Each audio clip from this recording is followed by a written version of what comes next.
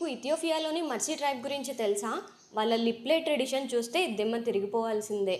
ఓమో వ్యాలీలో నివసించే ఈ ట్రైబ్ అమ్మాయిలు యవ్వనంలో కడుగు పెట్టగానే వారి లోయర్ లిప్ ని కట్ చేసి అందులో చెక్క లేదా మట్టితో చేస్తే డిస్క్ ని పెడతారు. మొదట చిన్న ప్లేట్ తో మొదలుపెట్టి నెమ్మదిగా సైజ్ పెంచుకుంటూ వెళ్తారు. ఇదేంటి ఇంత విచిత్రంగా అనుకుంటున్నారా?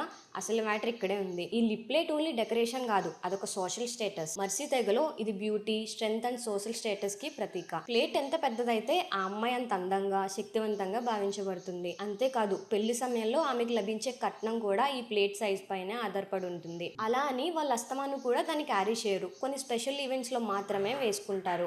అలాగే పెళ్ళయి కొన్ని ఇయర్స్ అయిన తర్వాత లేదా భర్త చనిపోయిన తర్వాత దీన్ని కంప్లీట్ గా తీసేస్తారట. మనకి ఈ ట్రెడిషన్ చాలా క్రేజీగా అనిపిస్తుంది కదా, కానీ వాళ్ళకి మాత్రం అదొక అచీవ్మెంట్ లాంటిది. అయితే మోడరైజేషన్ ఎఫెక్ట్ తో కొంతమంది అమ్మాయిలు ఈ ట్రెడిషన్ ని ఫాలో అవ్వకూడదని డిసైడ్ అవుతున్నారంట. ఈ ట్రెడిషన్ పైన మీ ఒపీనియన్ ఏంటో కమెంట్ చేయండి. ఇలాంటి మరెన్నో ఇంట్రెస్టింగ్ ఫ్యాక్ట్స్ కోసం ఇప్పుడే ఛానల్ ని సబ్స్క్రైబ్ చేసుకోండి.